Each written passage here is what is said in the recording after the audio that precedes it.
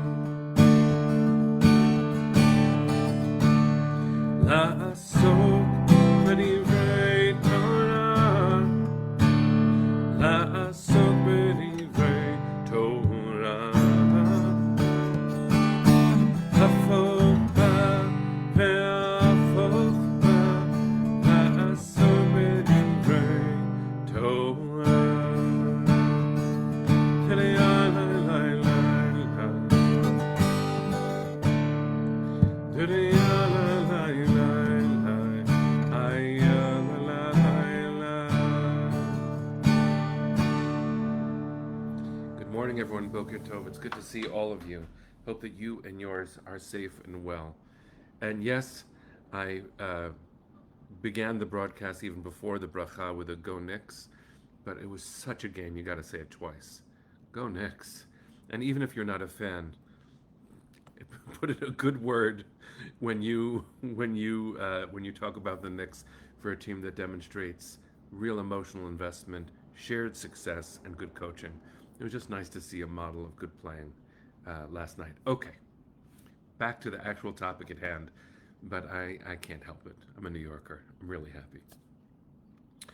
I also, in a more serious way, wanted to mention that today is the 10th yahrzeit of Elie Wiesel, Zecher Tzadik Livracha.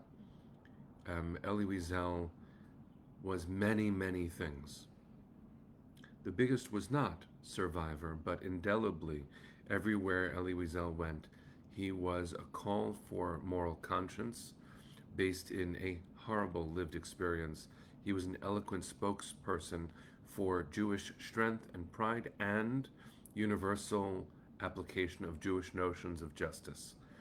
And he was singular as a voice, even if many of his students have continued his legacy, and we should bless his memory and dedicate not just Torah to his memory, but as his son, my friend Elisha, has called us in his father's memory to do, to activate 3 models of kindness, of mitzvah, and of learning in his memory, in his honor. Okay. So, all of these things swirling, let's look at the Torah. Parshat Shlach Lecha is a profound, important, and complicated Torah portion. The center of it we've begun examining in the last couple of days,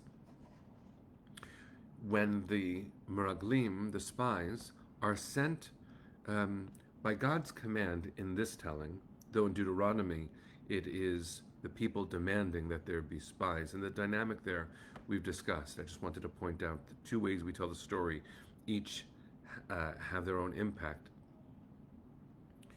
The 10 spies come back and they give a negative report. Two of the spies, Kalev ben Yefuneh and Yoshua ben Nun, say, actually it's Kalev only who says it, but representing the two of them, says, Hakol nuchala, we shall overcome. Beautiful, powerful. But what's really interesting to think about for a moment is the dibara'ah, as we say it, the negative speech of the 10 spies.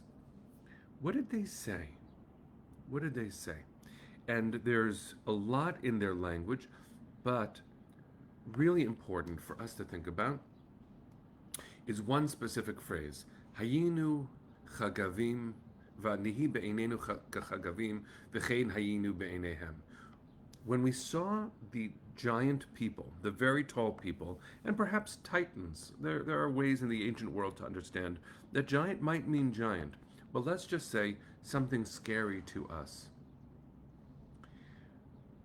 We were like grasshoppers in our own eyes, say the spies in the Torah, and thus we must have been grasshoppers like grasshoppers in their eyes. And we analyze this often. We think about what it is to think less of yourself than you actually are. It is a mitzvah to be our full size in the world, which is not to be arrogant or haughty, but God placed each of us on this earth to do something, to be precisely who we are. As the famous story with the Hasidic rabbi named Zusha says, I'm not worried that God is going to measure me by Sarah Imenu. I'm adapting the story. God's not going to measure me up to Sarah, our matriarch. Why weren't you Sarah? I should be concerned with God saying to me at the end of my days, Menachem, why weren't you Menachem? Each of us should say this. And so I'm supposed to do everything that I'm placed here to do, just like you are. So when the spies say we were like grasshoppers in their eye, in our own eyes, what they're ultimately saying is, I don't have confidence in myself to fulfill the thing that I was sent here to do. And then they do a second dimension of this very same blasphemous act, which is to presume that their self-doubt must be what is real, which is to say, I think of myself as less than, so anyone who sees me must think that about me too. And how could you possibly know that? And so it's important for us to think about this on a personal level, because you're special. No matter who you are, there is only one you. I learned that from Mr. Rogers and the Torah. Similar when we think about giants like Elie Wiesel. No one's asking me to be Elie Wiesel. Only Elie Wiesel could have been Elie Wiesel. But he probably had moments, no matter how self-assured he was, where the task felt like too much. His Nobel speech acceptance was, his Nobel Award acceptance speech was an extraordinary moment when he stood up in front of the entire world with grace and confidence and love for his child, which is when his voice cracks when he's giving the speech. And it's fair to understand, as Rosa just wrote, that the spies' self-confidence failed them as it sometimes fails us. It is true. It is true. And as John just wrote from Shmuel Aleph, when the prophet Shmuel says to the king Shaul, you may seem small in your own eyes, but you are the leader of the tribes of Israel. It is so important for us to understand this. But then let's go a little bit deeper. Later in time, the Talmud includes a discussion about the moment where the spies say we were like grasshoppers in our eyes, and so we must have appeared that way to them. A rabbi named Rav Mesharshia says in Sota, the Masechet Sota, they lied. How could they possibly have known what they looked like in the eyes of the residents of the land that they were spying on? And there's a story that's introduced there, a midrash, not the Torah text itself, but a story about the Torah, where the spies climbed up in trees right above the cedar trees where the Canaanites were eating. And they overheard the Canaanites saying, "Grasshoppers are watching us from the trees." And that's a way of actually defending the claim of the spies that said that they were like grasshoppers in the other's eyes. But the problem here is that they believed them. Not, there are people bigger than me. It's true. There are people bigger than me. There are people smarter than me, faster than me, faster than I. But it is important to understand, as Caroline just wrote, it's hard to have confidence when we are afraid. It is. And there's no judgment. The world does not offer reassurance at every step. And especially from a Jewish perspective, it often is very demanding. But even if, and this is using the Gemara's comment on the biblical text, even if I hear others say to me or about me negative things, my job is to understand that that's their problem. Their interpretation of my reality is not my reality. My reality is an inner reality granted to me by God. It is beautiful to hear this. Amy's writing something gorgeous. I'm pitching my app. She has an app that she is pitching to titans today, meaning to probably big decision makers. I need to drop my grasshopper vibe. Amen. Amen. Bless you. It should go well. But in a world where we are constantly challenged, either because self-doubt manifests, and then I think that I am seen by others the way that I worry about myself, that is not the case. The inner voices, the self-doubting voices, we should deal with. We should say, I hear you, but I'm all right. This worry means one thing and one thing only. This worry that I feel about my own actions is because the thing I need to do is important enough to me that I wonder if I'm big enough to do it. So let me offer this to you, my friends. You are big enough to accomplish what you are here to accomplish. And to anyone who is a detractor of the dignity and worth of anybody else, forget them. Be they Canaanites eating their lunch under a cedar tree, be they online trolls, be they people with hate in their heart and in the way that they express themselves, that's their problem. We know why we are here. We are here to be the beautiful things we are. Let's remember, as part of this lesson, to not ever be a channel for that kind of negativity, that kind of othering, that kind of belittling. It's very important. I hope that we are never vessels for that ugly stuff. It is important to reinforce that because if we are big enough to be the beautiful things we also are human and can make mistakes. The 10 spies were the chiefs of their tribes, and they lost heart. They lost heart. Tradition judges them harshly. They were wrong. But their fear got the better of them. Let's learn from this model and perhaps honor what they could have been by seeing promise ahead and having faith that we can be part of its fulfillment.